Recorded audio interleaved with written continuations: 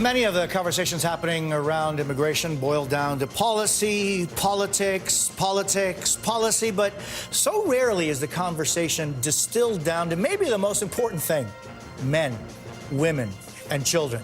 Many of them who make the most difficult decision and the most horrendously dangerous journey you could imagine to reach the United States to try and get asylum.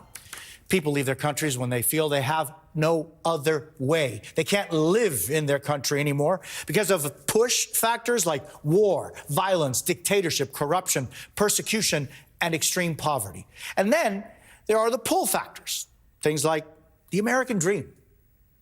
People know that the United States is still the land of the American dream, of perceived immigration policy in America, the possibility of getting asylum, the drug cartels that operate throughout the region and even here in the United States to make money and exploit people.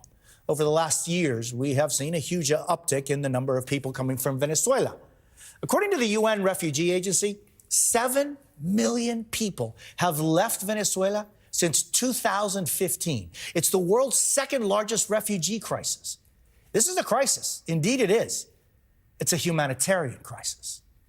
Joining me now is immigration attorney and former president of the American Immigration Lawyers Association, Alan Orr, and senior Washington correspondent for Telemundo, Cristina Londoño. Thank you both for being with us this morning. Cristina, so much talk about politics, policy, and it seems as though many people don't distill it down to the men, women, and children who risk their lives to try and get to the United States. What are some of those reasons people are willing to lose their life instead of staying at home? Well, Jose, thank you for having me, because they are risking their lives if they stay at home. Coming here, they're taking a chance. They can make it. They are being motivated in some cases by human traffickers who tell them that the doors to the United States are open. They see the hardship. We have women and children that have told us they see bodies on their way crossing from Colombia to Panama. They see people dying. They confront death, but they do not want to starve if they stay in their own countries. And if you talk to the people that are at the border, none of them, I haven't spoken to a single immigrant who will tell you that they're here to get freebies. They want to work. They want to try hard. They want to contribute to this country.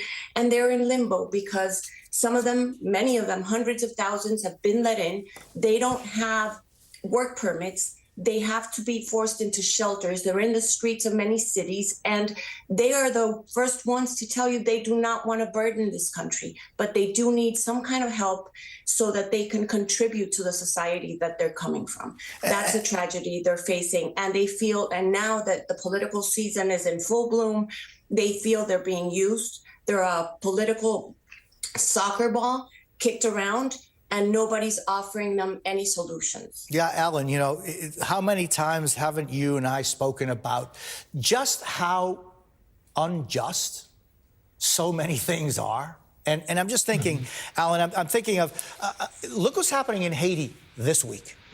Haiti this week, this is not past history. And if you haven't been figuring it out, please look at it.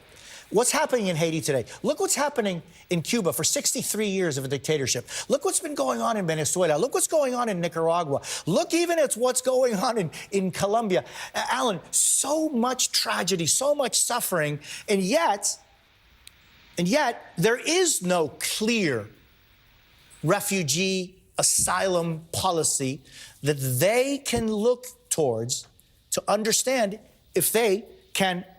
There is no line, Alan. Mm-hmm. Yep, there is no line. And I think that's one of the biggest challenges that we have, that I really appreciate your show for showing every week, that we need to look past the challenges of immigration and look to the opportunities that it presents to us and the economy that we need. We need so many workers that are coming here to fill jobs that Americans just aren't doing anymore. The farming industry is made up of those individuals.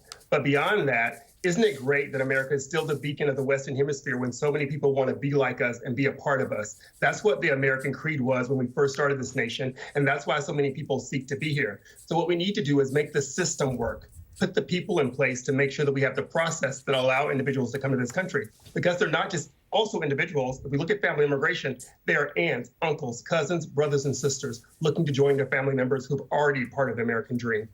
But Alan, no country can have unlimited open borders. I mean, every country has the right to determine what its border is and what that border means. I'm just wondering, how is it that one can respond to critics who say, listen, 6-7 million people coming in the last couple of years is untenable? What is tenable, and what is the policy, Alan, that should be in place?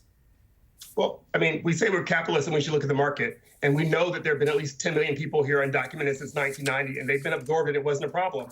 So we need to let the system work. We don't have any visas for unskilled labor at this point, or for people who are trying to seek asylum. In asylum, we have someone who had an asylum case approved from 1996 yesterday for the first time.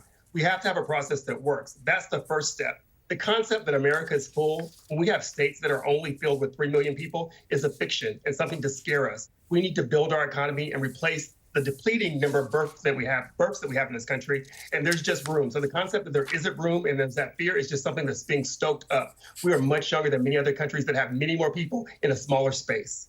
Cristina, you know, this summer, Mexico is going to be holding elections. Mexico will have, for the first time, a woman president, because both of the candidates that are running in there in that election are women. We're now being told by the dictator in Venezuela that there will be presidential elections this summer in Venezuela, although he's the only one allowed to run in that election.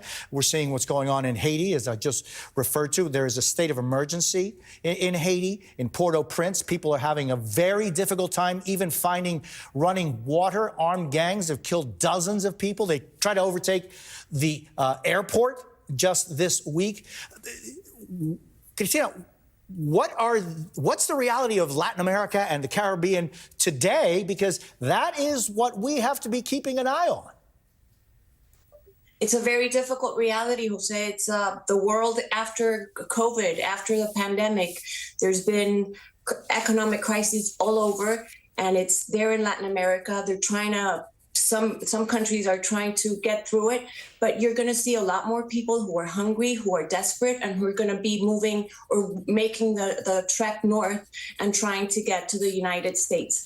One of the proposals that the Republican House said would not even consider, that President Biden had, was going to increase the number of agents, was going to increase the number of immigration judges, and was going to make the asylum process a lot quicker, so you would stop having all those people stuck at the border, and you could have a quicker way of processing them, letting the ones that can come in, and the deportation of the other ones will also move at a faster pace. But this is all stuck in politics here in the United States, and the politics of Latin America, as you had just said, is tragic right now. So we're not headed to good times at the border unless something is done to fix it. Eleanor and Cristina Londoño, I thank you both so much for being with us. It's such an important conversation that only the two of you can have. I am eternally grateful for you. Thanks.